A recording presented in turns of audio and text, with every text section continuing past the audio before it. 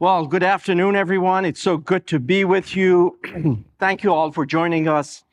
As you know, our distinguished speaker this afternoon is Dr. Panchanathan from the National Science Foundation.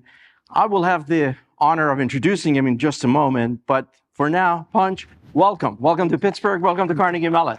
So happy to have you here. Thank you. Thank you. It's so great to see such a great turnout here.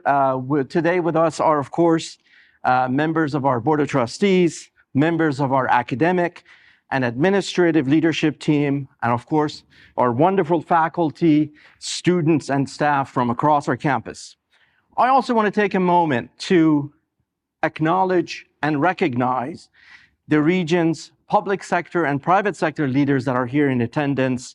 We're delighted that you're here. We also have leadership of several academic institutions in our region, from Pitt, from Lehigh, from CCAC and Penn State. We just had a wonderful lunch with Panch and enjoyed the conversation.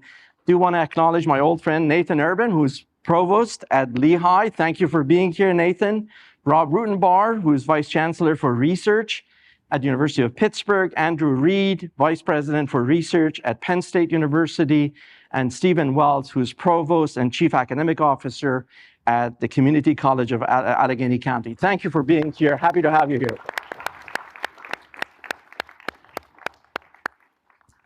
So folks, as all of you know, we launched this speaker series just last year.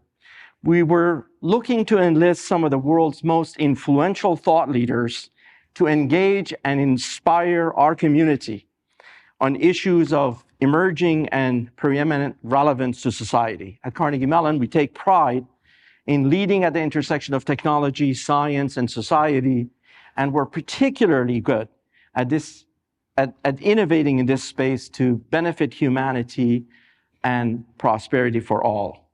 Well, as it turns out, we're in real good company. Today's distinguished speaker understands the powerful role that discovery and innovation can play in convening talent, improving lives, strengthening economies, and seeding a brighter and bolder future that is inclusive of all segments of our society. Dr. Panchanathan, who is often called by his friends as Panch, and we'll do that for the rest of the day, is a fellow computer scientist and computer engineer, and of course, the 15th director of the National Science Foundation. Panch was born and raised in Chennai, India. His college career began in India. He earned a bachelor's degree in physics, as well as electronics and communication engineering, and a master's degree in EE from the Indian Institute of Technology in Madras. Panch then moved to Ottawa in Canada and earned a degree in electrical and computer engineering, and transitioned to faculty. In 1997, he joined the faculty of Arizona State, where he ultimately rose to the role of Executive Vice President of ASU's Knowledge Enterprise Development and became the university's Chief Research and Innovation Officer. A little bit later, he was appointed to the National Science Board by President Obama. Then in 2020, he was nominated by President Trump and then confirmed unanimously by US Senate to serve as director of National Science Foundation. Of course, he has continued to serve in this role for the current administration. You epitomize bipartisanship, Raj. That's all I can say. As I'm sure, you can clap if you want. I agree. I totally agree. As I'm sure this audience knows, US National Science Foundation is an independent federal agency established in the 1950s that supports science and engineering in all 50 states and US territories, and of course, responsible for funding basic research in nearly all areas of exploration.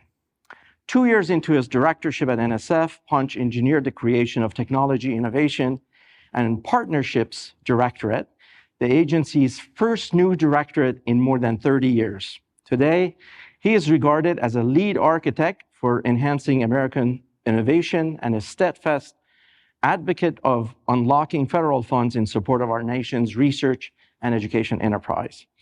Panch advocacy for the role of science and engineering to advance our economic prosperity and national security is truly legendary. And on a personal note, his enthusiasm and energy that he brings to work is absolutely contagious. You will see this in a moment. So everyone, please join me in extending a warm welcome to our distinguished speaker, the Honorable Panch Panchanathan, Director of the U.S. National Science Foundation. Panch.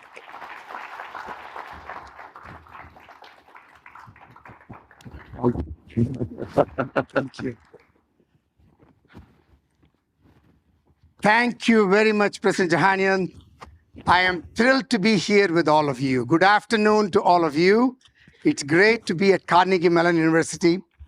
As a person growing up in India, when you look at Carnegie Mellon University from India in those days, you thought of one individual, and that is Professor Raj Reddy, the amazing leader, thought leader, the founder of the Robotics Institute at Carnegie Mellon, and a father figure, if you may, for many, many, many folks who have come from India.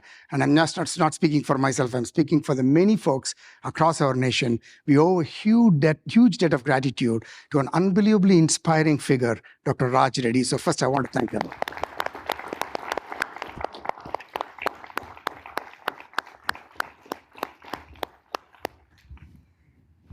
And I really am excited that my fellow VPRs in my VPR journey before here, Rob, and Anand, and where is Andrew? It's great to have all of you join here. And of course, Steve, thank you so much for coming. And Nathan, thank you so much for coming. I mean, this truly demonstrates what I have seen in full force in the last 24 hours that I have been here. The unbelievable coming together of all the institutions working together with the singular purpose of how to advance prosperity for this great state and therefore across the nation. So phenomenal work by all of you as a team, and it's truly a pleasure to be here. I travel around the country, and typically I go around with members of Congress, whether it's senators or the House members. I go with them only to show in person with them the impact that NSF has all across our nation. I want them to see firsthand what's going on and not just hear it in the halls of Washington, as important as it might be, but actually seeing it in action right where they are and in their communities, in their constituencies, and so on. Of course, because it is so close to the election, we could not do that in this particular. But I can tell you, if they were here and they see, and I'm sure they do, the unbelievable work that is going on. And I had the good fortune of watching some of this today in action all through the morning and yesterday evening at dinner, where people articulated the amazing work that you're doing. It is truly inspirational. So I come here with only one thing that I wanted to achieve, is to say thank you. I'm most grateful to you on behalf of NSF, and if I can say on behalf of the nation, for all that you do. I keep reminding people, NSF is an investor, a facilitator, a catalyst at best, but the true work happens by all of you all across this country. This is where the work happens, and that's why it's very important to make sure that we are here to celebrate the work, to honor the work, and hopefully inspire more such work all across our nation, because it's a very important time in our country to make sure that innovation can be anywhere across the nation. We all know that. And that we want to, with intentionality and intensity, ensure that we achieve that kind of innovation potential that we have all across our nation being unleashed everywhere. And when you have the innovation anywhere achieved, clearly we can have opportunities everywhere for everyone. And this is a very, very important thing at this important time. As you can see, Farnam talked about the post-partisan or beyond partisanship nature of science, and that's the way it should be. But we have to be mindful of the fact that we have to deliver for our citizens and make sure that science, technology, innovation is thought of as it means something for everyone, everywhere. And so when I came to NSF, I wanted to make sure that what NSF has been doing for 70 years prior to my coming has been this precise thing of unleashing amazing discoveries, amazing possibilities, amazing opportunities, and amazing innovation all across our nation. But not everywhere, but all across our nation. That's an important distinction. All across our nation, but not everywhere across our nation. So when I came to NSF, I wanted to make sure that we paid particular attention to ensuring that that view that NSF can and must be relevant to everywhere across our nation is very, very important. And that's why I titled my talks as Innovation Anywhere, Opportunities Everywhere, and how can we unleash these possibilities all across our country. Now, many of you here, I'm probably preaching to the choir here, is already aware of what the mission of NSF is. I'm not going to spend too much time. But one thing I will tell you, this mission statement was created 75 years ago. Next year, we'll be celebrating the 75th year of NSF. This mission statement still holds true. I would not change one word of this mission statement of NSF. That tells you something about mission statements and vision statements, where every leader comes, they have a new mission statement, vision statement. That is something that is standard practice. You have to give credit to Mr. Vannevar Bush when he conceptualized through Science the Endless Frontier that this mission statement stood the test of time and is still relevant 75 years later. We owe a lot of debt of gratitude for what he has done.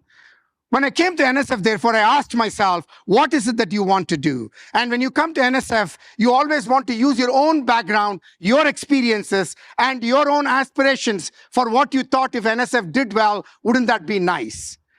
And I came to this job because I wanted to be part of that thing that we could do in order that we can have that ability to be able to realize those things that I hope for NSF. And one of the first thing is, clearly, NSF has done a fantastic job over the last 70 plus years. Let me give you some examples of that. 266 Nobel laureates as of yesterday who were funded. The last one was Dr. David Baker as of yesterday from the University of Washington on protein folding. Okay? So unbelievable innovation that is being unleashed everywhere.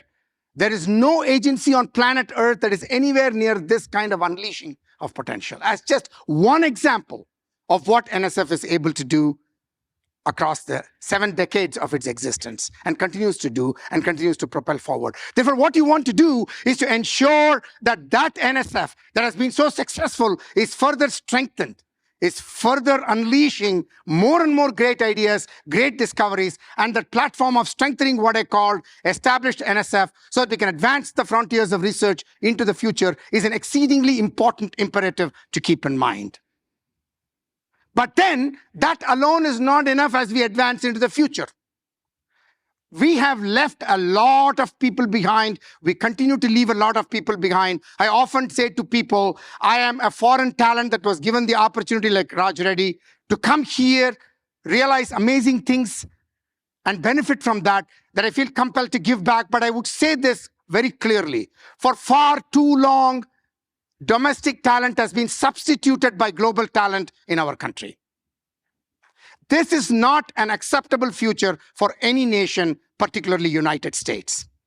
So therefore, we need to make sure that we unleash every ounce of talent that is in the country, everywhere, across the broad socioeconomic demographic, across rural-urban divides, across the rich diversity of the nation. We need to unleash every ounce of talent that is possible, and then welcome every ounce of talent from all across the globe, from everywhere across the globe, that it becomes an additive, not substitutive, as the concept. That we retain all of that amazing talent that comes here. I see a lot of them already here. And so that's what we need as a nation, to move forward to bring this additive talent of both domestic and global talent, and that we can unleash innovations and remain in the vanguard of unbelievable prosperity, not only for the United States, but all across the globe. And that's a very important thing to remember. And that's why the central pillar is about inspiring the missing millions everywhere across our nation through what we do at NSF. And I'm going to talk a little bit about that. And then in doing so, we want to make sure that we are accelerating technology and innovation. NSF has, I'm going to talk about this in a minute. NSF has been responsible for unbelievable translation, and this is a great, great mecca of that right there at Carnegie Mellon University in Pittsburgh. You have essentially transformed Pittsburgh when it came in 1988 to what it is today. You have transformed it because you were able to take the technology innovation ideas and transform the place. And so we need to have that everywhere across our nation. So how do we do that?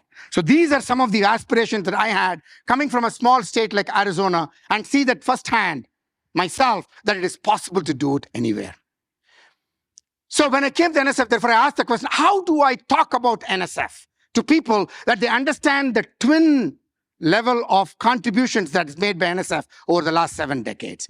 If you ask anybody, if there is a black hole discovery, they will say, of course it must have been NSF. That's true. But NSF is a lot more than that. So I made up this DNA of NSF, I make up a lot of things. So this is one of the things I made up, which is the DNA of NSF. The one strand of the DNA is curiosity-driven, discovery-based explorations. This is what NSF is known for. Nobody questions that. But the other strand that interweaves this strand is the use-inspired, solutions-focused translations or innovations. NSF has also been unbelievable in terms of unleashing that.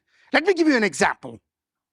In 1994, 2 graduate research fellows funded by NSF, Larry Page and Sergey Brin, wrote a proposal to NSF. They were funded by NSF. They wrote a proposal to NSF for a digital libraries project, and Raj was part of the digital libraries early. He'll remember that. And that project in 1994 that was funded in 5 years, 1999, they wrote the final report. We founded a company called Google a year earlier in 1998, and the rest is a $1 trillion history. Qualcomm, when Viterbi in 1980 came to NSF and said, I've got this great algorithm. Now I want to start a company. NSF through the SBIR program invested in that. Now it's hundreds of billions of dollars of company. There are thousands and thousands and thousands of such companies that have their tire tracks and DNA of NSF. We don't celebrate them explicitly, or we don't know about them. And I said, I'm not going to let that happen anymore, if I have anything to do with it. But it is not just me. Every one of you has a responsibility to be able to talk about this, because this is the time in our country. We cannot let these to be implicit. We cannot let this to be understood, because people have to understand that is not acceptable. We have to be able to talk about this, communicate the importance of this everywhere.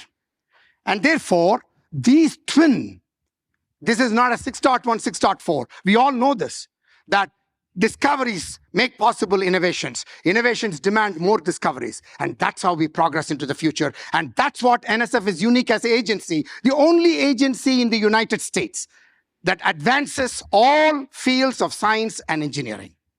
There are mission agencies. They do a great job. And the only agency that has the mission of inspiring and unleashing STEM talent everywhere across our country. So we got to take our mission rather seriously and see what we can do to do more. So I'm going to give you a quick sort of rundown to the audience now that I have become this televangelist. I am going to now talk about, I said I came here to convey my gratitude. And therefore, I'm going to talk about the amazing work that is happening as examples of what is happening right here at Carnegie Mellon University and in the area of Pittsburgh. So first, I want to start off. I talked about the Nobel laureates. There have been 20 Nobel laureates. If CMU folks don't have the data, I'm telling you, 20 Nobel laureates funded by, or who got the Nobel Prizes when they were at Carnegie Mellon University. 14 of those 20 were funded by NSF. In fact, 8 of the 14 were actually funded in economic sciences. Herb Simon, whom you all know very well, in decision sciences, he got his Nobel Prize at Carnegie Mellon. And then Paul Lauterbur was a person that was responsible for the discoveries of MRI. He got it in physiology and medicine. I don't want to go through all of that. And I want you to go and learn it tonight. We have a quiz that the President Jahanian said that she's going to have as part of your final, graduation ceremony. We talked about Herb Simon, Clifford Scholl, and physics, right? And amazing discoveries, fundamental discoveries. And so these are the kinds of things that Carnegie Mellon University has made possible over the last 70 years right here, 50 years right here at Carnegie Mellon University. But then NSF owes a debt of gratitude also in terms of the amazing things that you do, and I'm going to give you 2 examples of them, 2 exemplars, not everything, 2 examples and exemplars. Louis Von Ahn and Severin Hacker, the Duolingo co-founders, right? When Louis got support from NSF and then built a CAPTCHA, subsequently with his graduate student funded by NSF, who then won the career award, founded the Duolingo. There are many, many, many companies, I heard some of them even today, at Carnegie Mellon that have been spun out. And I'm sure Raj will talk about his own journey of how NSF made so many things possible. He's a living example of that. And what Raj has made possible by the people that he trained, who then became amazing leaders. And I'm sure he has now great-grand students who are still, indebted to him for the work that they are doing because of what he founded. And then I owe a debt of gratitude to none other than your president, Farnam Jahanian. He was there at NSF transforming the SCIENCE Directorate as the AD of SCIENCE Directorate, Computer Information Sciences and Engineering Directorate. He led $1 billion directorate. And he made sure that I did not forget that he was responsible for, among other things, the SATC program. So every one of those amazing leaders today and all these 7 decades have left unbelievable imprint at NSF.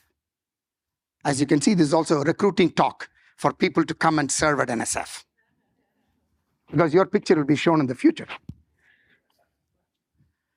So, Carnegie Mellon has been amazing not only in terms of what it has contributed to NSF and what NSF has been able to do in partnership with Carnegie Mellon University. There are many, many, many things that we have been able to do together. And right here, if you take the curiosity-driven research and some examples of that, this morning, I was there with Carmen.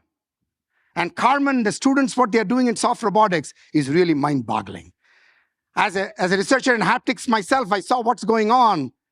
When Chris demonstrated the haptics work, I'm like, wow, this is what you hoped for, and now it's real. And Carmen, your students were just phenomenal, what they were doing in terms of soft robotics.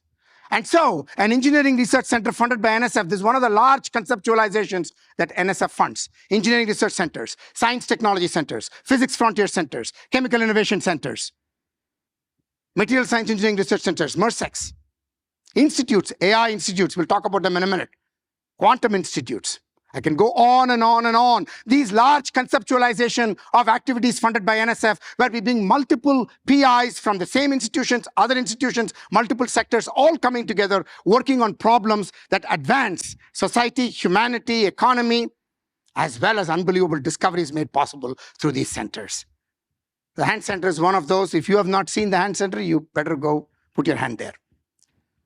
It's an amazing, amazing place. And I met an undergraduate research student, Kevin, today.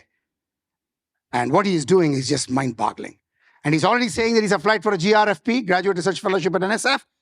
And he said, yeah, I may work at Carnegie Mellon, but I also want to look at other universities. Right? That's the spirit. That's what you do here. You infect the students with unbelievable creativity and advance them. And right here, the work that you're doing in soft robotics was just phenomenal. Thank you for what you're doing. The other kinds of investments that NSF makes, I'm just going to take only a few. How do we push the boundaries of nanosatellite technologies? And these technologies of nanosatellites and so on, that is much more of the low orbiting Earth satellites. How might we do computing at the edge so that you might have a lot more data that is being processed right there, and the low bandwidths that are there are used to send information in real time so that you can avoid the latencies and therefore do really a good job. And right here, we have a $7 million investment in terms of advancing these ideas here. Likewise, the cyber-physical program. How do we train the next generation of talent, the workforce in cyber-physical systems? We talked about this today in our conversations too, in terms of what cyber-physical systems can do. How can you have the integration of computation? And this is another talk about integration. This is really an amazing institution where the seamless working of people across disciplines, people talk about it everywhere. You have it as part of your DNA.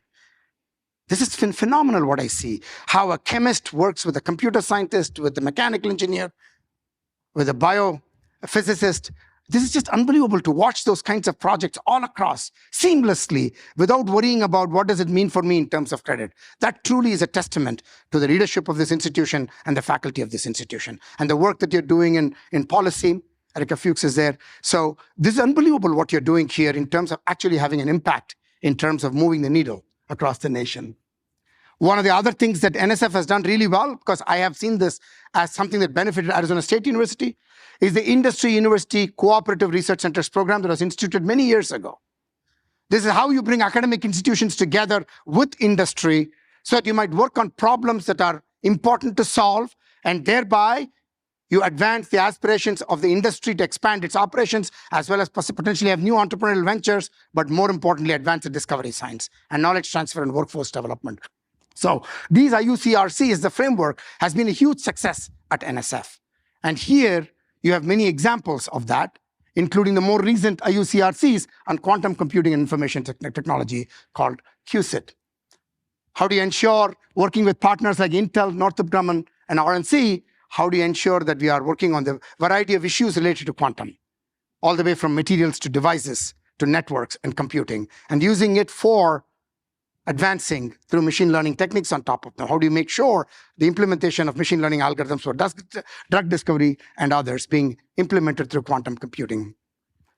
So there is no field of NSF investments where CMU has not had a role or a participation. That demonstrates the vibrancy of the broad science engineering enterprise and the investments that permeates all parts of Carnegie Mellon and, of course, University of Pittsburgh and other Penn State and other universities.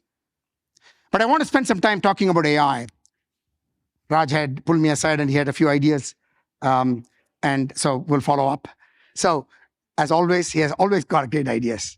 And so, the NSF AI investments on an annual basis, just last year we had $828 million of investments by NSF in AI-related programs, close to $1 billion, okay?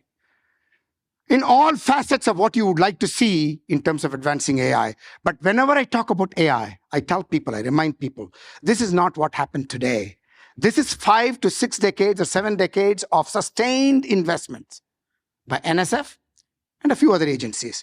NSF as the non-defense funder of computing, almost 80% of it, is a huge player in terms of advancements of AI today is because of that.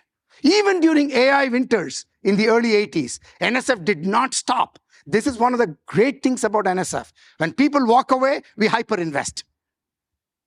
And that does provide the opportunity for these technologies to have the ability to be able to mature and then realize the potential. So in AI, when I came to NSF, we were just talking about the conceptualization of AI institutes. And I wanted to make sure that these AI institutes were as important as it is, not only located in the usual suspect institutions and places. It has got to permeate all parts of our nation.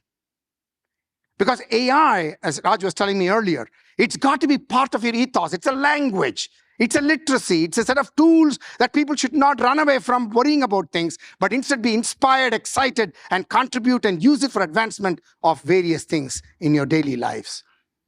And therefore, the first 25 AI institutes in the last 3 years, every year we have been at it. And I said that we cannot and must not have AI advancements only by what we invest in as NSF. We need to hyper-partner and make sure that we scale these investments. In the first cycle, we invested in 7 institutes. In the second cycle, we invested 11 more, and then 7 more. And in all of this, let me tell you, out of the 25 AI institutes, 2 weeks ago, we invested in 2 more, total of 27 institutes now in the last 3 years.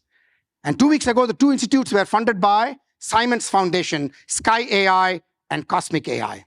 Astronomy data, which requires AI tools and techniques to advance astronomy, and AI being advanced because of astronomy. And these first 25 AI institutes that we had in the 3 years before the last 2 joined just a few weeks ago, those 25 AI institutes, 5 of them were fully funded by US Department of Agriculture. They invested $100 million. There are 5 AI centers focused on agriculture all across our country, doing amazing things. There are a couple of AI institutes focused on climate, clean energy, weather forecasting, modeling. There are a couple of AI institutes in learning. There's a social AI institute. Aarti, are you here? There is Aarti Singh. So Aarti is leading that AI institute. There are these 27 AI institutes doing unbelievable work just in 3 years. The total investment is $540 million, more than $500 million. NSF only invested $320 million of the $540 million. The other $220 million came from our partners. This is how we need to move forward. The future is, while we can complain about, we need more money for NSF and federal governments. I'll be the cheerleader for that because I do that. But that alone is not going to solve our problem. Even if the NSF budget doubled or tripled or quadrupled, we still will be leaving a lot of great ideas and great talent behind.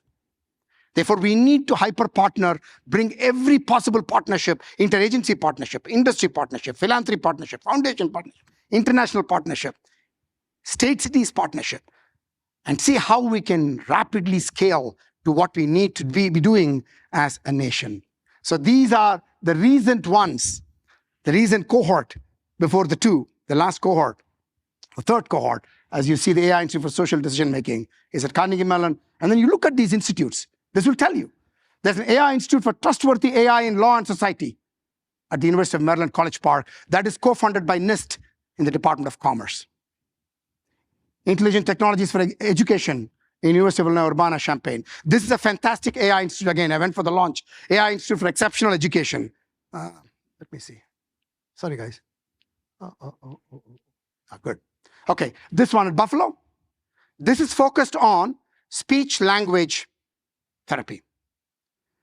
There are 62,000 speech therapists in our country. There are 3 million plus kids who need speech-language services.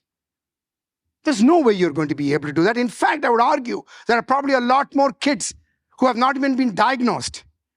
How do we help with AI speech-language impediments being diagnosed and helped with, and scale that to the 62,000 speech-language therapists? That's what the University of Buffalo's center is focused on in exceptional education. These are the kinds of ideas that's going to not only advance solutions for these things, but also, in fact, impact AI models of the future. It happens, as I said, in the DNA. It happens both ways. This is the AI Institute for Societal Decision Making. Aarti, did I do justice for that? Okay, good. Since you know this, this is just a sort of advertisement for you to go talk to Aarti Singh. Okay. The other thing that is in AI, and Farnam and I were talking about this earlier. Today, if you look at AI advancements, with the kind of computational resources and data resources and models, this has become the sole property of some of these big, large companies and a few institutions who have the capacity to be able to do this.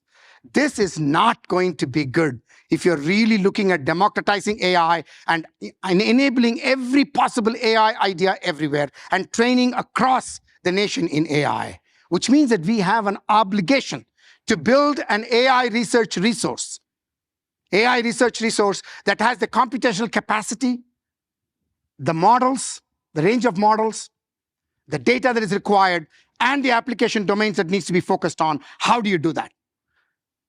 So we participated in a national AI research resource task force. We co-led it with the Office of Science, Technology Policy and the National Security Council. And President Biden issued an executive order last October on what we need to do in terms of AI, in terms of all the positive things that we can advance, as well as in terms of the kinds of challenges that we need to address. There are a set of requirements to be met by all the agencies, with tasking for all the agencies. One of the taskings for NSF was, you need to lead the NAIRR resource pilot, the National AI Research Resource Pilot. And you need to get that done in 90 days. Sure enough, on January 27th of this year, we brought together 26 federal agencies. 13 federal agencies, 26 private partners. Look at the private partners. Is there any name that you don't recognize? The who's who in AI, including some of the philanthropy efforts that are being advanced. We brought all of them together so that we could co-create this National Research Resource Pilot. We put in $30 million. NVIDIA brought in $30 million of resources. Microsoft brought in $20 million of resources. Amazon brought in $10 million of resources. I can go on and on and on. But the message is that we were able to get enough of these resources so that we can unleash these projects that require these resources. And within the next 60 days, we launched the first 35 projects. Now, today, I was counting it. Today, it's 117 projects that have been funded across our country who have access to this. The democratized access in terms of groups. At Carnegie Mellon, we have a few. At groups who are able to have access to these resources models and the data that they need to advance their ideas. And they range the spectrum from pest detection to security and privacy, all kinds of projects. I'm very proud of that. But that's just a beginning. And this actually became the precursor for a couple of AI bills that we worked with the leaders in Congress.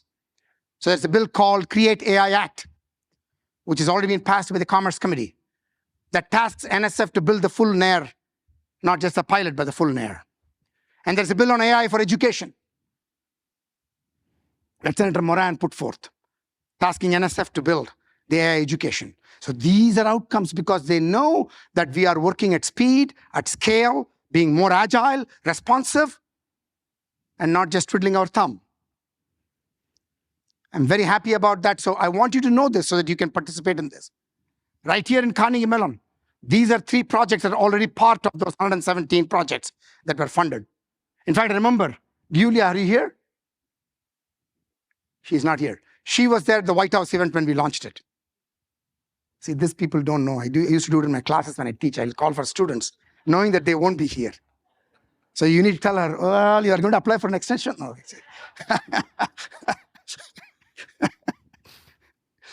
Just kidding. She's doing the work, and that's what we need. The other thing that we are very thrilled by is Carnegie Mellon and University of Pittsburgh and the community leading this unbelievable effort in democratizing computing through your Pittsburgh Center for Computing. And the kinds of work that you're doing is just mind-boggling. In the interest of time, I'm just going to pass through this very, very quickly and not spend a lot of time. But I can tell you there is so much happening there. The other part of Innovation Anywhere, how do we accelerate public-private partnerships? Let me give you, I keep scorecards on everything that we do, okay? When I came to NSF, the partnership resources was $100 million. Today, it is $500 million. I still find it not sufficient. We have to create mutual value propositions to invest in the unbelievable people who are doing great work. I want them to know about your work so that we can invest more on all of you. So we are going to keep at it in terms of accelerating public-private partnerships. Let me give you a couple of examples. Just the Intel partnership. It's a $100 million partnership on how do we educate K-12 teachers and community college curriculum, both in Ohio when they launched the project in Ohio in terms of the fabrication facility that they built in Ohio, and Micron with what they were doing in Syracuse, as well as the global foundries. We partnered with them so that we could co-create curriculum. We could get them the talent that they desperately need in terms of not only looking at it at the farther end, but all the way from K to 12, training the teachers and establishing the curriculum. And I can give you many, many examples. One of the AI institutes, $20 million was funded by a consortium of Google, Accenture, Intel, and Amazon. You saw the investments that were made in NAIRR. So that's how we are moving forward at NSF and not waiting for only federal investments, as important as they are, and need a lot more of that. The Pathways to Entrepreneurship. iCore is a program that one of my predecessors, who was a president at Carnegie Mellon University subsequently, Subra Suresh, in 2010 launched. Now we have trained 4,500 people through that, 1,500 groups, 4,500 people through iCore. But I say that's not enough. It should be 50,000, not 4,500. How do we scale that? What kind of models that and I'm so delighted to see how much you're doing here with the iCore program. You are the Midwest hub. And that's bringing together again all the universities, University of Pittsburgh and all the universities here, so that you can be part of this. And the other component, which people don't know, I referenced SBIR. How many of you know that the SBIR program was incubated by NSF? Few. SBIR program was incubated by NSF in the 80s. Now it's part of every agency. iCore program was incubated by NSF. Now it's part of every agency in a different name. This is what NSF does really well. Let's make sure that we remember that too. So again, many of the companies here, right here, have had these kinds of investments. Mesam, you talked about your own project in optronics, right? And then I met Jay Reddy, not related to Raj Reddy, Jay Reddy today, amazing student, and what he is doing in terms of the materials and the mechanisms by imaging for cochlear implants being placed by surgeons in the appropriate place, phenomenal ideas. Phenomenal ideas. I met so many of the entrepreneurs this morning. I spent some time with the CME entrepreneurs. It's very, very amazing to watch the amazing work that they're doing, right? And so we have another entrepreneur here. It's just amazing what you're all doing. And then Marinus Analytics, right? The student that got the I-Corps grant in 2014, Elissa Kennedy, subsequently came for SBIR 1, SBIR 2. It's just unbelievable. The level of expansion of all of these ideas is just truly exemplary. It's truly exemplary, right? And Cora was here today. Is Cora here? Yeah, there she is. And their work is just mind-boggling in terms of determining, the children who are sex trafficked, okay? And building a model that may not be hundreds of millions of dollars, but sustainable models that can do something societally so meaningful. Thank you so much, Cora, for what you do.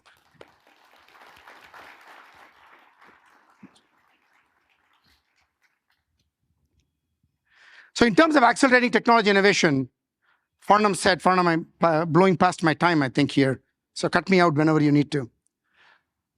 When I came to NSF, as Farnam said, I was so desperate to create a new directorate which really focuses with intentionality and intensity in terms of taking the great ideas that is coming from all our directorates, Geo Directorate, Bio Directorate, Computer Information Science Engineering Directorate, Engineering Directorate, Social Behavioral, Economic Sciences Directorate, Education Directorate, to make sure that all of Mathematical Physical Sciences Directorate, MPS, make sure that those ideas are pulled in partnership with industry rapidly, and that those ideas then feed back more innovations in those directorates. So as Farnam said, it's the first new directorate in 31 years, and I wanted it launched within a year. It was launched. In 6 months, we launched 8 different programs. Of course, we brought the programs that meant, the natural synergies with that already in terms of the I-Corps program, in terms of SBIR program, in terms of Convergence Accelerator program. Today, I heard about the Convergence Accelerator being a fantastic, framing and how it's helped. And so that program, we brought into that. And then we incubated 5 new programs. The EPIC program, right? Enabling innovation across through the EPIC program. And then the ART program, Accelerating Research Translation program. Excellent program, internships for people who are already in the workforce, but trying to reorient themselves in terms of upskilling, reskilling. Excellent program. How do we do these programs such that a variety of institutions, minority-serving institutions, historically Black colleges, universities, Hispanic-serving institutions, tribal colleges and universities, emerging research institutions, all of them benefit from this by them having also the ability to be able to, have their translation efforts being inspired and built. And one exemplar program that we launched, which I wanted to make sure because I believe that innovation can and should be everywhere, is this program called the Regional Innovation Engines. That in-place innovation ideas needs to be brought out, and we need to bring the entire community to build the industries of the future in that locale which made the most sense. Like the Bell Labs, which as a graduate student I admired, built by a private company called Bell Lab, AT&T. But now, why not have the Bell Labs of agriculture in Iowa, Nebraska, and Indiana? Where else can Kansas? Where else would it be? In Illinois? What would that look like in terms of a public-private partnership? And so that was the precursor to the regional innovation engines. And we wanted not 25-page proposals, but we said, send us 1-page concept notes on what your idea is and who your partners are for regional innovation engine. In 2 months, we received 670 concept papers from across the country. Every region of our country, every territory of the country, every state was represented in the 670 concept papers. It was fantastic to see. And we did something that is very unique at NSF. We have never done this before. We publicized all of them on the web page, so that everybody can see what the others are proposing, so that they can hyper-partner. And we had a couple of hundred proposals to that. We funded 44 of them right away. Unbelievable ideas. In Pennsylvania, for example, I was in Scranton, and Andy was there with me, with Matt Cartwright, Congressman Cartwright. We launched one of those around industrial hemp.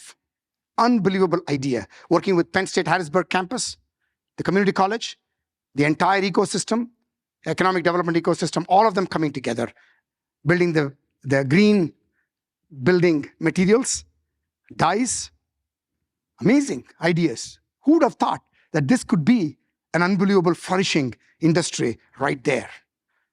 Every one of them, I can tell you all the stories, but here's what I will tell you. Homework. RIE, if you search, and this map is there, you click on the map, it's an interactive map. You will see the different ideas and all the partners that have come. And now we have 60 of them across our country, covering 46 states of our country. This is what I call type 1. Just $1 million investment, but brings the entire community together. Because I want these systems not to live and die by NSF funding. They have to create a sustainable, scalable platform into the future through partnerships. And then we initiated a type 2. And the type 2 program, so this is the $1 million development award right here in this region. You probably are all familiar with that. On resilient energy technology and infrastructure consortium. Okay? And this is about West Virginia and Pennsylvania coming together. Okay? And Carnegie Mellon and Pittsburgh and all their partners in this one. Okay, let's move to the next one. The type 2. These are a little bit more mature economic development ideas, innovation ideas, that we wanted to also invest much larger resources in. And so we had 36 semi-finalist, unbelievable ideas across the country. We were able to fund 10 of them. We invested $150 million on these 10 for the first 2 years. Guess what? They brought in $350 million more to a total of $500 million in these 10 different innovation centers. In North Carolina, for example, I went with the First Lady to launch the North Carolina in Salem, Winston-Salem. There, it was around regenerative medicine. There's a company, there is, of course, in North Carolina, there's a Wake Forest Institute of Regenerative Medicine, surrounded by 6 community colleges and technical institutes. We announced this, in fact, in the Wake Forest Technical Institute. And the 5 universities. 82 partners just in that alone. We had 477 partners in these 10 digital innovation engines, type 2. As I said, $500 million scale. And the other one in North Carolina had 2. The other one was on textiles, a much more mature ecosystem already, but now looking at how the future of textiles can be reoriented to the smart fabrics and things of that nature. And then, in partnership, in all of this, we are tightly coupled with commerce. Secretary Raimondo and I work very, very closely on chips, semiconductors, as well as regional technology, regional innovation engines, and regional technology hubs. I told her right up front, and she agreed with me, that we shall not be like this. We have to be like that, so that we make sure that there is growing, evolving, and building the future economic development ecosystems in a synergized way. And if you look at the regional technology hubs map, this is the inaugural regional innovation engines, the 10 of them. But if you look at the map of the 2 of them, you will see how they are, and again, it's in the web, they are so synergized in terms of how they are overlapping. The last thing that I will talk about is opportunities everywhere, because I said innovation anywhere and opportunities everywhere. I'm just giving you a flyby. Having come from a university which did not have a sophisticated research ecosystem 30 years ago, which was changing. In the last 20 years at Arizona State University, we have almost multiplied the research volume by 8 times, 9 times, almost 10 times. Okay? The rapid growth has been because of the amazing support structure that was put together in addition to bringing talent in, and which we all take for granted in institutions like Pittsburgh, Lehigh, at Carnegie Mellon. But that's not something that is available for a faculty member in Wichita State, or in Howard University, or in a community college in Maricopa. How are they ever going to be able to take their ideas? If talent and ideas are democratized and opportunities are not democratized, we have to do something about it. It's not about lowering any standards, that's insulting. What it is about is how do you take these ideas and lift them up to transcend the gold standard merit review. These ideas are phenomenal. It is just how do we present it in a form that can transcend the gold standard merit review. And that's what this granted program is all about. I wanted this program that provides that support that institutions, our one institution take for granted. I want that available for every institution and every individual across the country if they had a good idea. And that program is called Granted. It's launched in its 2nd year now, doing amazing things. Growing research access through nationally transformative, equity, and diversity granted. Yes, NSF is good at acronyms. This granted program is about the entire suite of services that is available for any faculty member in any institution in our country, so that they too can bring those ideas up. Guess what happens? When somebody knows that their ideas have the ability to be able to transcend the gold standard merit review of not only NSF, of any nation, to be invested in, faculty would want to go to those institutions. This won't be a downward spiral, it will be an upward spiral. Faculty go, students are already going to gravitate there. That's how you bootstrap. That's how you build vibrant educational ecosystems everywhere. If we are really serious about inclusion, if you're serious about embracing diversity, how can we, with conscience, say that a student who has a B grade from high school, who worked 3 jobs to support their family, possibly come from a single parent home, phenomenally talented, how do you compare that B grade with the A grade of a student who had everything that they could do and nothing other than studying like my children? How do you compare this? What moral basis do we have to compare this? Yet we do that. Yet we want to be exclusionary. Our badge of honor is 10,000 people applied. I took only 2 students. I am a better university than you because you accepted 3. That's how perverse we have become as a country. Nothing wrong with institutions having exclusivity. We need that too. But that alone is not going to satisfy what the nation needs for the future. And therefore, we all have a role to play. We all have a collective responsibility, not to sit on the sidelines and see how we can lift up the institutions. And I'm so glad to see that. And I'm so glad to see Steve here, partnering with Carnegie Mellon. And I'm so glad to see that when Farnam said, I went to the community college, Albany Community College, and spent time there, getting to know what they are doing, how can we partner with them. That's the kind of mindset we need all across our country. And that's what I want NSF to make sure that we make possible investments, to make possible inspirations to do that everywhere. We cannot leave that to chance. It has got to be intentional. Okay. I will close with this. I have a lot to say because I'm used to an hour and a half graduate class teaching sizes. But I'm containing myself. Folks, the time is now. There is no time to waste. You are the best of the best of the best in the country. And therefore, you have to do your best and best and best to make sure our country always remains the best and the best and the best. Therefore, help lifting other countries all across the globe to be better and best. This is our responsibility. This is our time. And therefore, we cannot slow down.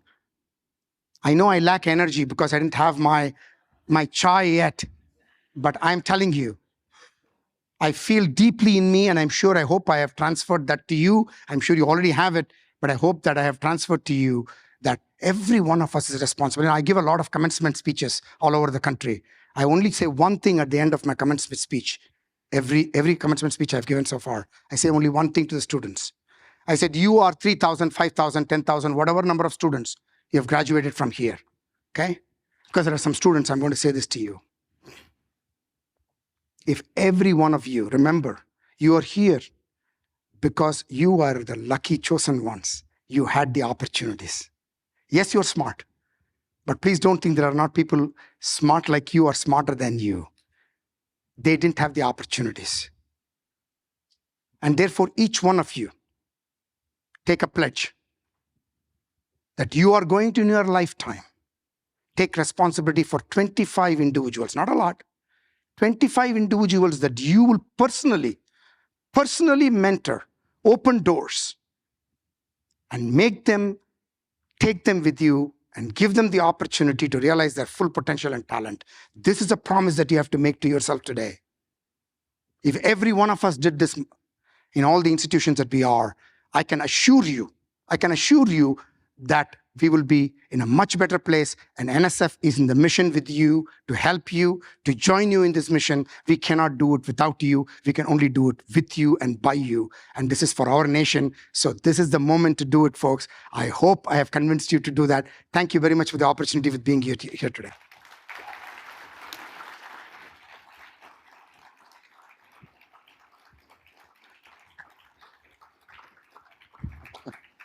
Well done. Well done. Thank you. I think Farnam people are saying, I've heard enough of this guy. Why don't you stop? I had promised you that Panch's energy and enthusiasm is contagious, and I think the audience really agrees with me. First of all, Panch, thank you for being here. Thank you for inspiring us today.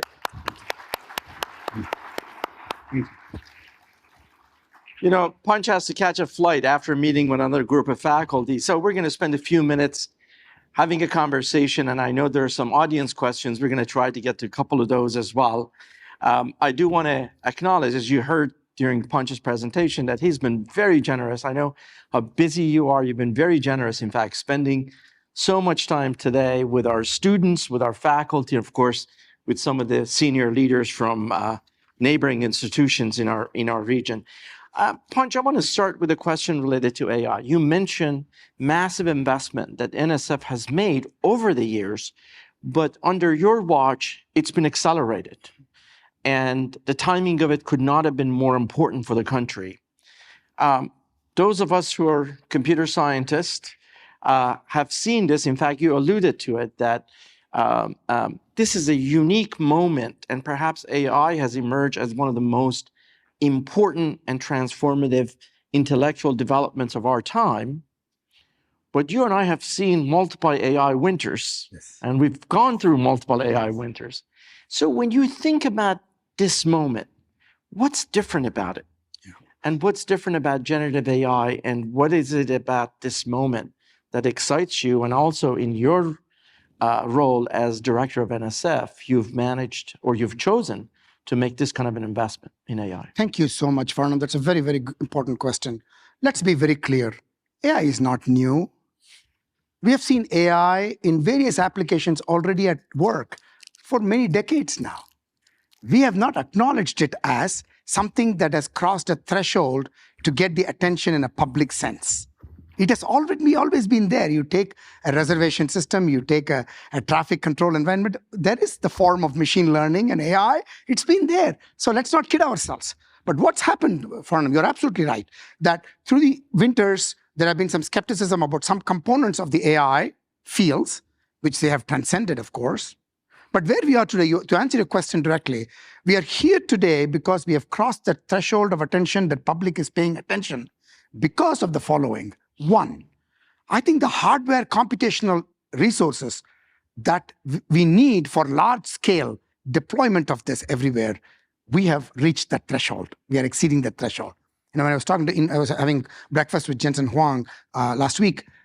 What NVIDIA is doing, what Intel is doing, what AMD is doing. I mean, you go around, the kinds of processors every few months, every 6 months, the kinds of processors that are coming out, it really gives the possibilities, you know, they just make it possible what was not possible. That's one dimension.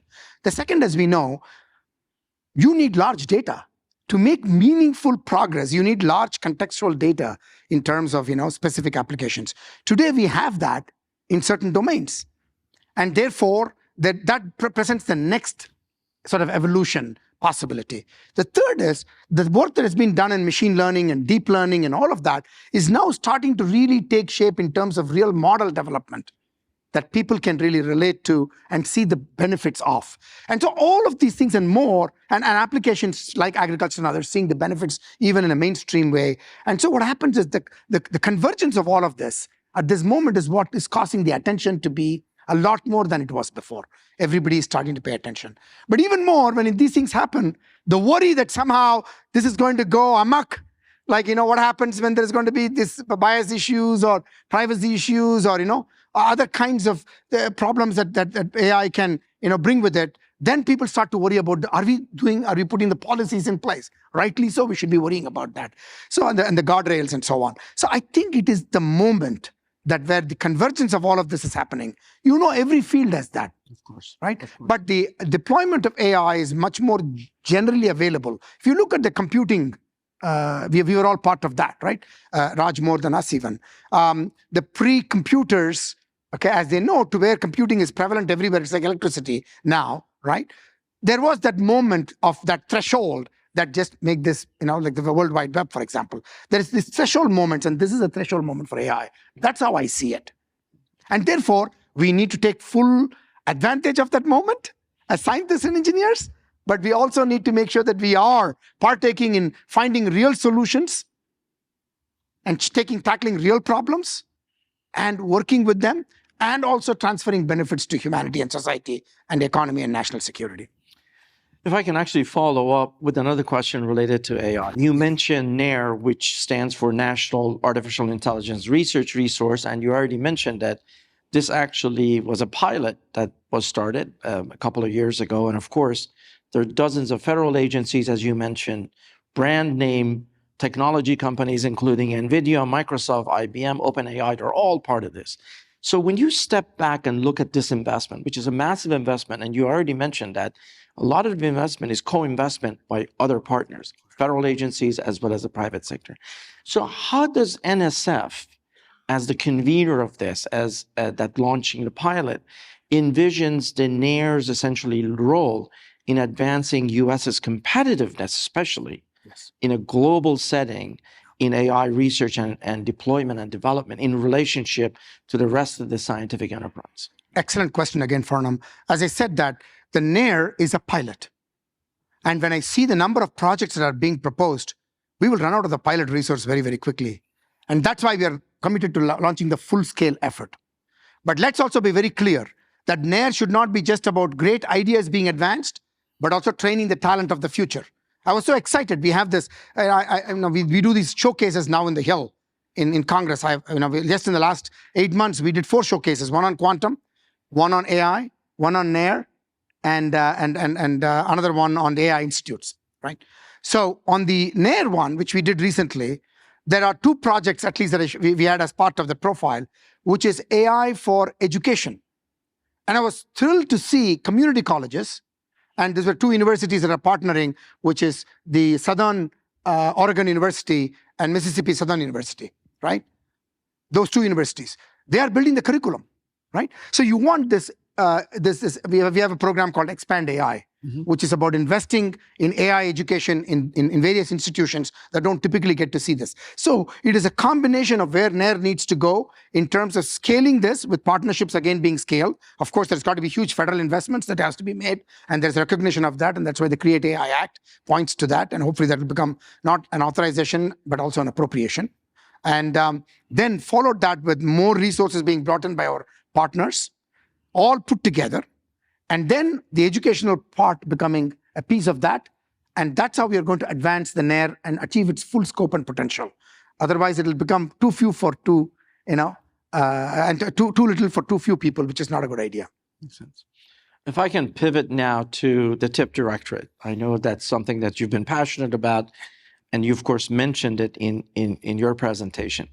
The historic view of linear innovation, that there's a clear line between basic research and applied research, and then eventually hand off to the private sector, cannot possibly meet the urgency of this moment. And the truth is that we've been at this for decades. In fact, Carnegie Mellon has many great examples that this artificial separation of basic research and translational research not only is outdated, most of us don't practice it. So recognizing that TIP is at the forefront of this next generation, let's call it collaborative model, my question for you is, what was the insight from your perspective that led to the creation of TIP? And what's your assessment of what TIP is been able to accomplish? And I know it's still in its infancy, so to speak. Yeah. No, thank you for the question again. As I said to you in the talk, my belief on TIP and what it can do came from my personal experience in Arizona. Working with the different cities, the 7 or 8 innovation campuses across Arizona that we have built, right? And how they look to ASU and the research and the talent that comes out of ASU, all of that becoming part of the ecosystem and solving problems like water, or attempting to solve them, or heat island effects, or sustainability. I knew that if places will be able to pick their own themes and work on it, we can make tremendous progress everywhere in our nation. So when I came, therefore, I came with the belief that that is something that TIP should do as an exemplar program. But I also realized, being an I-Core PI myself, I was an I-Core PI, IGERT PI, NRT PI, at NSF. So prior to me coming to the board, so I've seen firsthand how if you energize the entrepreneurialness, not entrepreneurship, but entrepreneurialness, and infect every student with the entrepreneurial mindset, how it manifests itself can be unbelievable. We can never guess. They don't have to all be entrepreneurs. They will go to industry and do amazingly, creative things, or they can be an academic and do amazing creative things, or in policy and so on. So therefore, I was convinced that the TIP directorate has to be intentional. It has to be intensified, that set of programs and new programs being created, with this mindset of ensuring that we are not going to take this moment and let some other nation outcompete us when we have all the talent and ideas right here. I'm going to pivot to one of the questions from audience. Magic of technology, I know.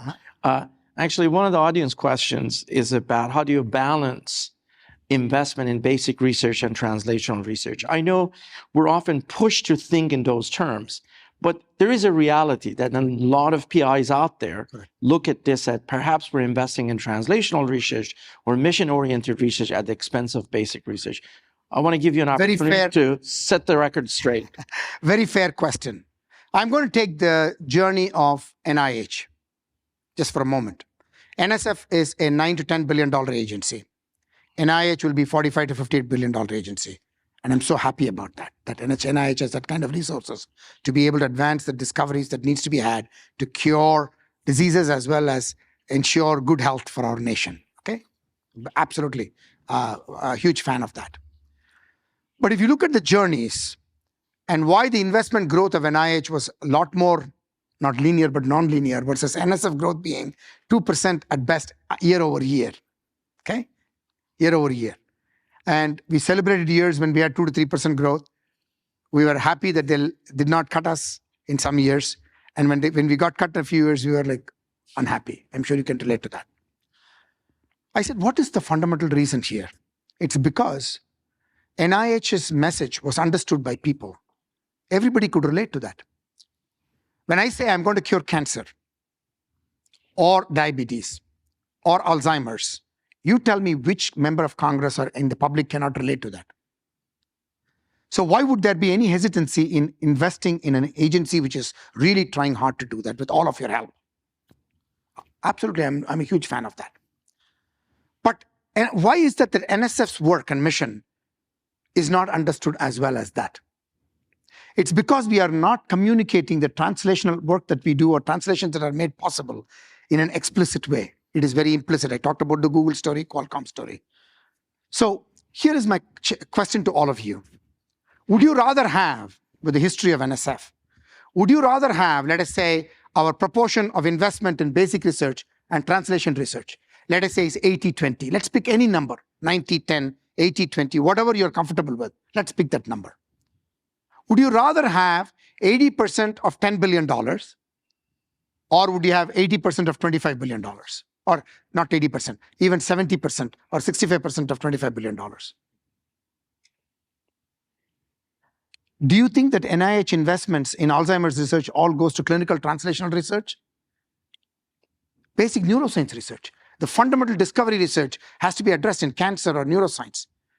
So you got to understand, if we do not commit to talent and innovation all across our nation, which people can see firsthand, and that it impacts my life. So I, therefore, have gone around talking about this rightly or wrongly. I say NSF is involved in curing 2 diseases. The disease of lack of opportunity for everyone everywhere, and the disease of innovation everywhere. These diseases are far more serious in terms of what the implication will be for our nation moving into the future. We are going to cure these diseases, and therefore we need investment. It is not a zero-sum game. I want all the agencies to get the investments for science and technology. This is about NSF saying, we are doing something very important for our nation, and this is the time to invest. And you have to craft the message, and you have to do those things in an incremental way. And back to TIP, therefore, we are not going overboard on TIP. As I said, we had 36 Type 2 projects that could have been funded. We funded 10 of them because I want to not wait. And so we are not, I'm going to make this, underscore this very clearly.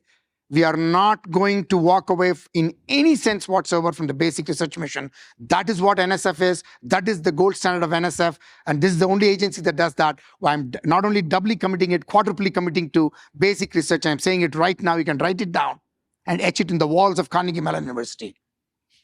All right. So, Panch, you and I over the years have talked about STEM education and workforce development. And I know you're so passionate about this topic as well, among many others. And you've talked about the missing millions. In fact, earlier today, I had the opportunity to brief Panch about our Rails Fellows program, which has come to fruition as a result of generous support of the Rails Foundation. And in this program, not only we support master's students in all areas of STEM fields, but also they have wraparound programming in addition to financial support. I do want to tell you that a bunch of our Rails fellows are sitting right here on this side. This is the first cohort of our Rails. Wonderful. And what I want to get your candid assessment is that what's NSF doing in STEM education and workforce development? This is very much part of NSF's mission. And a follow-up is that what do we need to do as a nation to accomplish the ambitious goals that you set in front of us? And what should we do as a university beyond our education missions? It's a loaded question. No, loaded question. A very, very good question. Let me put it that way. First of all, congratulations, Rail Scholars. You really exemplify the spirit of what this entire talk has been. And congratulations to you and your leadership and to the contributions made by a very, very visionary donor, because these are the kinds of investments that's going to change the landscape of our country. And I'm so happy that you are developing that model right here. How do we do this at scale? So when I came to NSF, we have a graduate research fellow program. You talk to anybody, they'll tell you I was a graduate research fellow. To the extent I tell people, if you're a graduate research fellow, print a t-shirt and wear it everywhere. But I was funded by NSF. If everybody would do that, I think we would have no PR problem. So, but these 2,000 graduate research fellows that we fund and the 30,000 students that we support through the grants and so on is not anywhere near what the appetite there is or what it should be in terms of unleashing possibilities. I would argue that we should have graduate research fellowship as a 20,000 or 30,000 graduate research fellowship alone. Mm-hmm. How do we get there? How do we get there? So when you look at the resource pool, therefore, we have to be more creative. Yes, we should make more case by, and I'll come to that, what the universities can do in terms of making the case for why more investments mean more prosperity. So we'll come to that in a minute. But I think we also should be more creative. Can we partner with industry and philanthropy and foundations, like what you have done? Is how can we increase the graduate research fellowship program in size, okay, and numbers in terms of co-investments made by industry, okay? Because I don't think industry would have any difficulty in sort of pointing to these, hundreds of people in their companies who are NSF, fellows or NSF funded people. So if they realize that value, then they will co-invest potentially. So that's we have to get newer models of co-investment. So that's something that we need to do more of. The other thing is, in terms of federal investments being increased more, I think, as I said earlier, here is where the action is. All politics are local. So you need to make sure that you are bringing your members here and showing them the amazing work that happens because of the work that you all are doing, how you are transforming this environment. And when they see that and they see the connection back to NSF, they know, because I can tell you, we have total bipartisan support for science. I work on both sides of the aisle, on both the Senate side and House side. They're phenomenal legislators. Please take it from me. They're amazing people who really want to do the right thing and are trying to do the right thing. Okay, in the fiscal constrained environment that we are as a nation. But they have a lot of priorities that are out there. So one needs to communicate clearly why this priority is not only important to invest, but that investment is therefore going to garner more resources not take away resources. That's very straightforward to demonstrate. And so that can be demonstrated right here. So if every university, if every one of you will take this as a mission to demonstrate the impact that you're all creating in a very tangible way, telling the stories, I think that will go a long way in terms of changing the investment dynamic. And that investment is what is needed. The collective investments coming from federal government, state government, as well as industry, philanthropy, and foundations, all of that need to come if you want to really make a dent. Thank you for that response. I want to go to another question from the audience. Do you see an opportunity to personalize medicine approach using new sequencing methods and also multimodal data in tandem to a doctor's diagnosis? Oh, absolutely, 100%, 100%. Not only just in medicine, in every aspect. We are here as learners, learning community. This morning we talked about that, right? In terms of learning, we talked about with Carnegie learning, right? Right here this morning as well. One of the efforts that's here, and Ken was talking about this, right? I don't know whether Ken is here. Tell him he didn't show up. So I mentioned his name. So Ken was talking about this, right? Learning is personalized. Health is personalized. Everything is personalized. And that's what this new generation of possibilities with data, with algorithms, with being able to relate to the processing from similar kinds of data and what the outcomes are. So clearly, it's absolutely, I would say it's not just only about diseases. It's about pre-diagnostic, diagnostic, and then, of course, therapeutic. All of this have tremendous possibilities with what we can do on a personalized medicine, personalized health kind of an approach.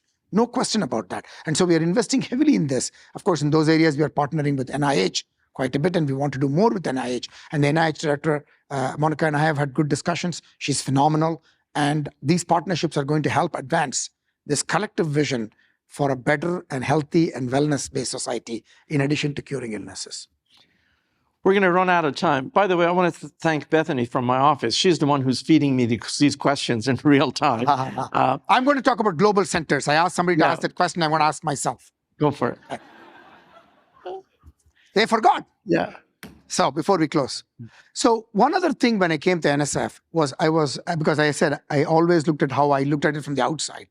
I was disappointed by the amount of money that NSF was investing in global activities. It used to be a 50K, 100K supplement to a grant. We had a PIRE program, which is larger in size. I felt like if you're really interested in solving global grant challenge problems, we need a lot more than just these augmentations. So when I came in, that's another thing. There are 3 things I wanted to put in fast track. The inclusion and all the programs that came out of it, including granted, technology innovation partnerships and all the programs that came out of it, and there's global centers, okay? And the partnership being the basis, foundation for that. In the global centers, I said we need to launch the global centers within a year, and we doubled the size of the funding for global the Office of International Science and Engineering. So we put in $33 million on climate and clean energy as the first topic. We got immediately Australia, Canada, UK, the AUKUS partners. And within a year, we launched 7 centers for a total of $78 million. We put in 33. Our colleagues brought in $45 million to the table. We launched 7 projects last year. I said, go for a second cycle now. This time, last week I was in London launching the second cycle of projects.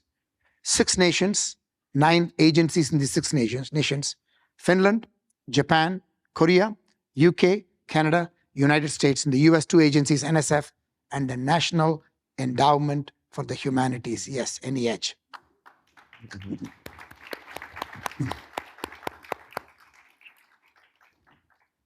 These 9 agencies in these 6 countries, we put in $29 million this time. They brought in another $53 million to a total of $82 million.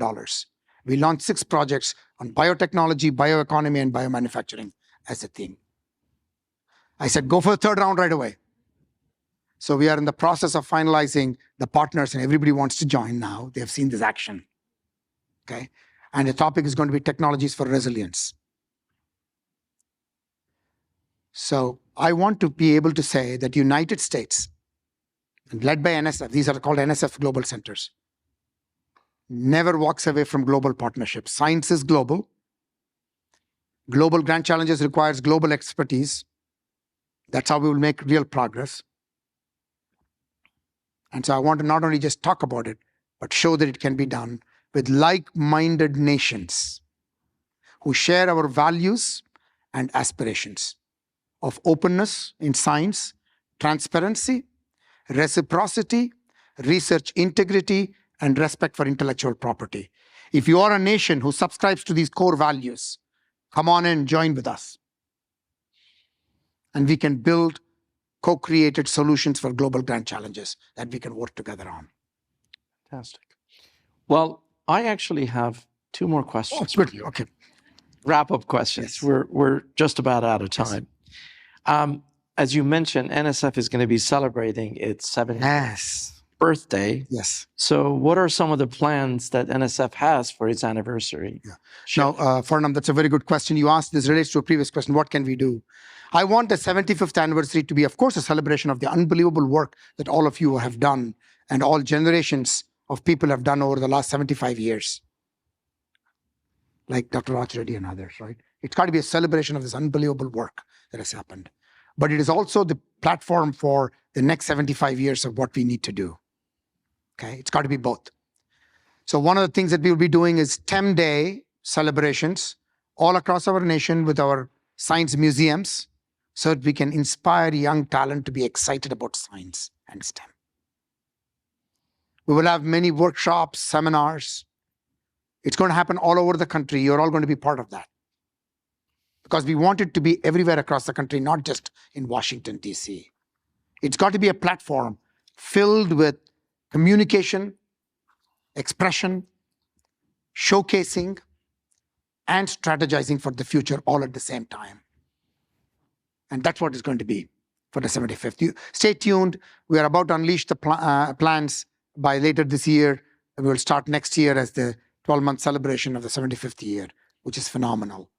And I'm looking forward to it. I'm looking forward to celebrating with all of you. Well, congratulations. We're all looking forward to celebrating this, of course, with you. One very final question. Yes. I mentioned some of your accomplishments and your career, of course. You've had 150 graduate students, early career scientists, research scientists that you mentored as part of your research group. You have had countless number of research papers, of course, member of National Academy of Engineering, and of course, a fellow of National Academy of Inventors. We have a bunch of grad students here and some undergrads as well. And of course, this is being recorded. It's going to be available to our student body. What are like one or two career advice you have for our students? Advice is cheap, so why not? So I'm going to frame it. I like these framings in a way that people can remember, so I'm going to frame it the following way. Again, I use some of this sometimes in some commencement speeches. I call it the 10 I's. I'm going to have a quiz at the end. First I, for all of us, our journey starts with an inspiration. So continue to inspire people and continue to stay inspired. When you have inspiration, you will have great ideas. That's the second I. Make sure you always are thinking about creative ideas. Whenever you see any problem, don't complain, but make it into an idea. Third, for any idea to have the realization of that idea, in addition to the fundamental work that you will do, it requires increasingly an interdisciplinary view of the world. You have to be a lot more interdisciplinary in how you look at the future. As youngsters, you make it part of your DNA. I see that so prevalent at Carnegie Mellon. You're a great example of that. Hold on to the interdisciplinary eye, because with your inspiration and idea and interdisciplinary, you're bound to make huge progress. But then never forget that you have to not look at it in an insular way. It's not an I as part of this, but still an I. But make sure that you are looking at it from an international perspective. You will miss out on great opportunities and problems to solve if you don't look at it from an international perspective. Okay? Global grand challenges, international. So inspiration, ideas, Interdisciplinary. Yes, I didn't forget. International. Believe me, I didn't forget that. International. International. 4. Okay. When you do this, when you have such amazing ideas and you work with this kind of thing, you have to make sure that you are working with tremendous intentionality and intensity. Oftentimes we have all of this, but we don't have the intentionality or the intensity. You lack that. If you don't have the intentionality and intensity, you cannot have the progress that you want to make, really, in terms of how you want to move things forward. And I can assure you, if you have inspiration, ideas, interdisciplinary approach, international mindset, and you have intensity and intentionality, if you have these 6, investment will follow. You don't start with investment. Investment will come to you. You don't have to go after investment. When you have the investment, when you have the investment, you find innovative solutions. Because that's what is going to have the impact. Inspiration, idea, interdisciplinarity, international, intentionality, intensity, investment, innovation, and impact.